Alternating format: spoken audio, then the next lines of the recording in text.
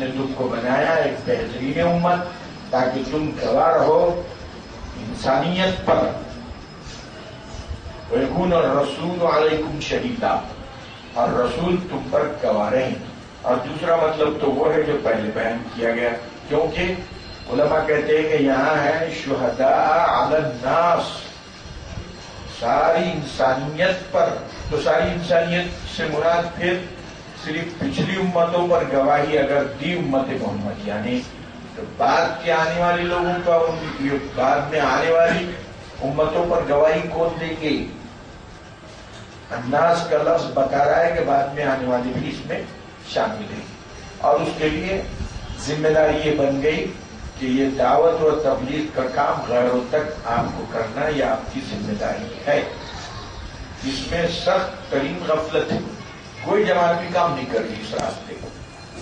سب آپس میں جب جماعت کوئی پیدا ہوگی آپس میں ٹکڑے کرنے کی، with in fighting with in the house. گھر درون خانہ لڑائی کے کاروبار پیدا ہو رہے صرف. پھر کوئی گروپ پیدا ہوا جناب وہی ہے، وہ آپس میں لڑنے کا ہی ہے.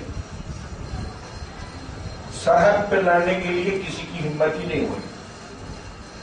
اب ظاہر ہے کہ وہ لڑائی کے لیے اللہ نے آپ کو امت بہترین امت کہا ہے. جب آپ وہ کام نہیں کر رہے ہیں تو پھر یہ ٹائٹل کے مستحق کون ہے؟ پھر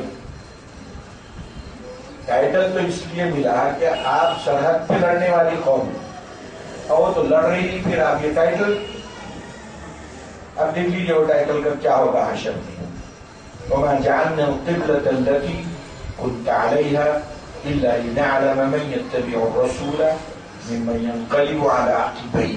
اب رہی بات یہ جو قبلے کی تبدیلی ہے، ہم نے اس کو محض اس لیے بنایا ہے تاکہ ہم جانیں کہ کون اتباع کرتا ہے رسول کی اور یہ سمجھتا ہے کہ یہ خدا کا حکم ہے، خدا کی مرضی ہے. وہ جب جس کو چاہے مشرق کو قبلہ قرار دے کہ مغرب کو قبلہ قرار دے. کون ایسا سمجھتا ہے اور کون ہے کہ پلٹ جاتا ہے اپنی ایڑیوں کے بل، انکار کر بیٹھتا ہے.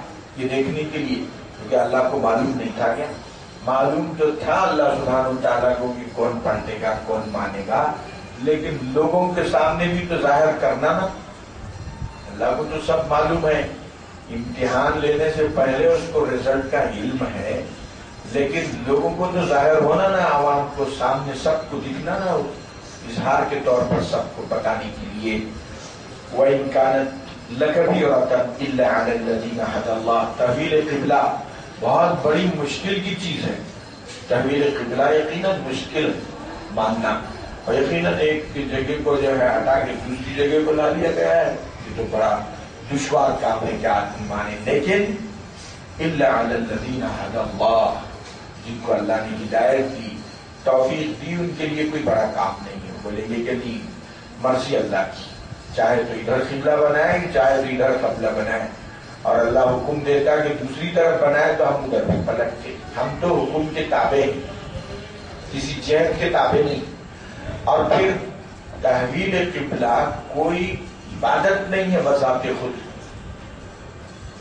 قبلے کو بدلنا یا نہیں بدلنا وہ خود بذات خود عبادت نہیں ہے، بلکہ وہ جہت عبادت ہے، ڈائریکشن ہے عبادت کا.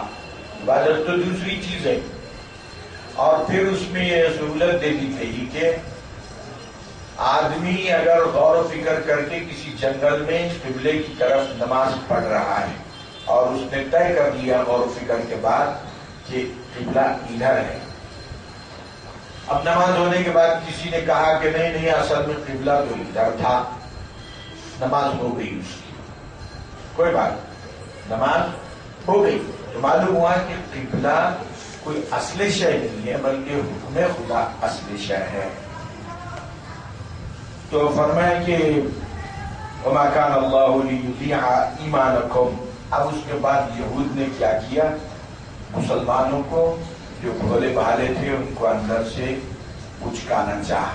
بولے ارے بھائی وہ ابو عبیدہ ابن الجراح کی فیملی کہاں ہے، ابو عبیدہ بن الحارث کی فیملی کہاں ہے، وہ عمیر کی فیملی عمیر بن العاص کی فیملی کہاں ہے. بولے صاحب قبلہ تو بدل گیا اور آپ کے والد جو ہے وہ تو آپ کے جو سردار تھے پورے آپ کے قبیلے کی، اور وہ نمازیں تو پڑھتے رہے مسجد اقصیٰ کی طرف، اب تو یہ بدل گیا تو پھر ان کی نمازوں کا کیا حال ہوگا؟ جو لوگ مسجد اقصیٰ کی طرف نماز پڑھتے رہے اور پھر بدر میں شہید بھی ہو گئے، ان کی نمازوں کا کیا ہوگا؟ پھر اب وہ سب ضائع ہو گئی، کیا ہو گیا؟ کچھ کہنے لگے فتنہ۔ اللہ سبحانہ وتعالیٰ نازل فرمایا نہیں ایسا مت سمجھو، ایسا نہیں، وہ فتنہ انگیزی کی طرف مت جاؤ۔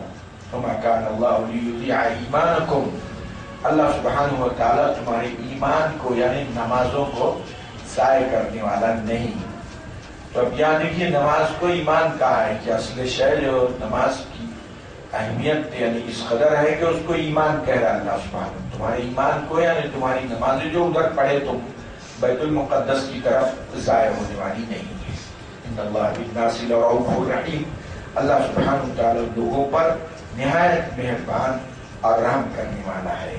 قد نرى تقلب وجهك، اب ظاہر ہے کہ تبدیل قبلہ نہیں ہوا تھا، تو حضور کی خواہش یہ تھی کہ حضرت ابراہیم علیہ السلام کا جو قبلہ ہے ادھر آپ کو رخ کرنے کا حکم ملتا، خواہش تھی آپ کی کہ قبلہ مکے کا جو قبلہ ہے حضرت ابراہیم کے قبلے کی طرف رخ کرنا آپ کی خواہش تھی، حالانکہ آپ مسجد اقصیٰ کی طرف نماز پڑھ تو رہے تھے لیکن اندر سے یہ خواہش تھی کہ ابراہیمی قبلہ ہمارا قبلہ ہونا چاہیے، تو اس لیے آپ انتظار میں وحی کی بار بار جو ہے آسمان کی طرف دیکھ رہے تھے۔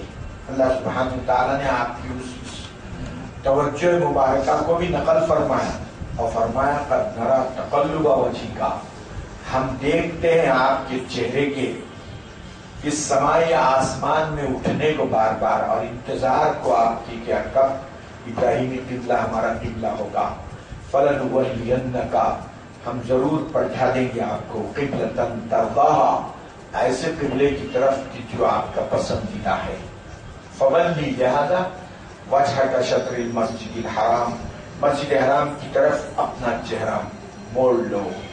اب یہاں ایک یہ ہے کہ یہ نہیں کہا فَوَلِّ وَجْهَكَ شَطْرَ الْكَعْبَةِ الْمُكَرَّمَةِ، یہ نہیں کہا کہ پھیر دو اپنے چہرے کو کعبے کی طرف، اگر ایسا بولتے تو مشکل ہو جاتا تھا بہت، کعبے کی طرف پھیر دو بولے تو جہاں بھی مسلمان ہیں فکس کعبے کی طرف ہی چہرہ ہونا ان کا مشکل ہے۔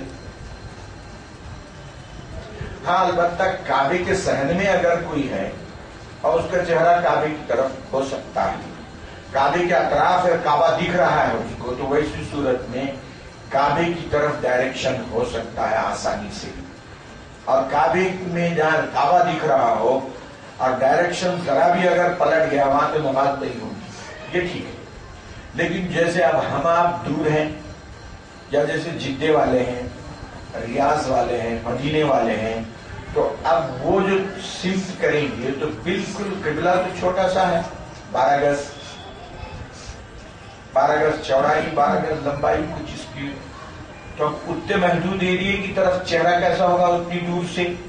اس لیے اللہ نے وہ تکلیف بھی نہیں کی اور فرمایا مسجد حرام یعنی حرم کا جو ایریا ہے یعنی مکہ، اس کی طرف رخ کرو۔ اب ٹھیک ہے، چاہے وہ قبلے کی طرف ایگزیکٹ ڈائریکشن ہو کہ نہ ہو، اب ہم لوگ مغرب کی طرف سمت کر رہے ہیں، بالکل مغرب کی سمت صرف سعودی عرب ہے، اب سعودی عرب قبلہ ہے ہمارا، جزیرۃ العربیہ ہمارا قبلہ ہے، ہو سکتا ہے کہ کعبہ بھالو ہٹا ہوا ہو لیکن سمت مغرب کو ہم نے قبلہ بنائی، ٹھیک ہے، کیوں؟ یہ فرمایا وَجْهَكَ شَطْرَ الْمَسْجِدِ الْحَرَامِ، مسجد حرام یعنی مکہ، مکے کی طرف رخ کریں گے جزیرۃ العرب میں رہنے والے، اور جزیرۃ العرب کی طرف رخ کریں گے باہر رہنے والے، باہر رہنے والے جتنے جزیرۃ العرب کی طرف رخ کریں گے، بالکل کعبے کی طرف رخ ان کا مشکل ہے.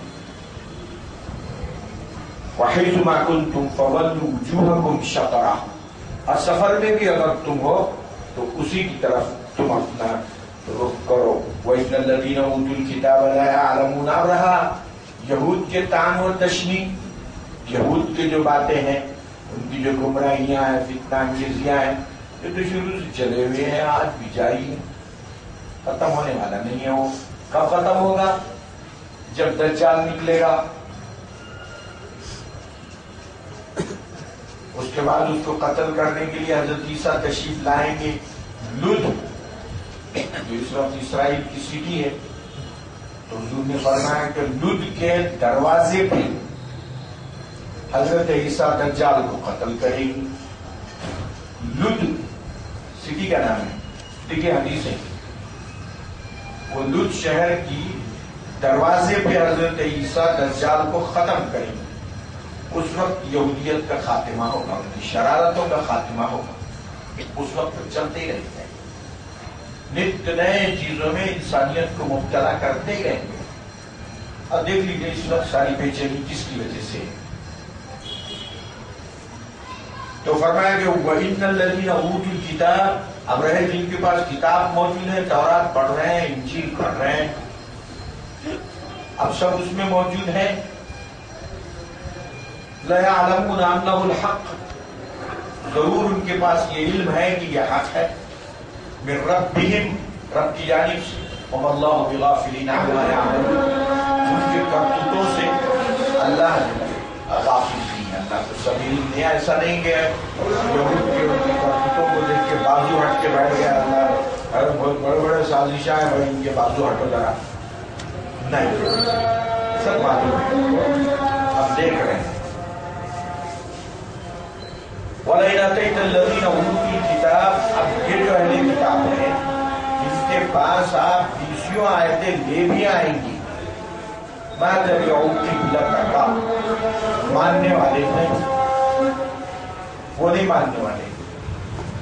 وَمَا أَنْتَ بِتَابِعٍ قِبْلَتَهُمْ. ظاہر ہے کہ آپ بھی ماننے والے. وَمَا بَعْضُهُمْ بِتَابِعٍ قِبْلَتَهُمْ بَعْضٍ. اور نہ وہ آپس میں ایک دوسرے کی یہود نصارہ سننے والے ہیں.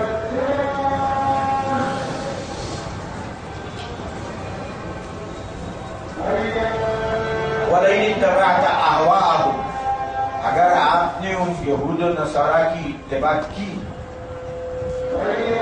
أَهْوَاءَهُمْ ان کے خواہشات کی اتباع کی، بعد ما جاءك من العلم، بعد اس کے کہ قرآن آپ کے پاس آ چکا ہے. یہود نصارہ کے خواہشات کی اتباع، لباس یہود نصارہ کا، تہذیب یہود نصارہ کی، اور یہ جو تہذیب اتری ہے یہ اس کی اتباع کون کرے گا؟ یہود نصارہ کی ثقافت اور تہذیب پر فخر ہو رہا ہے.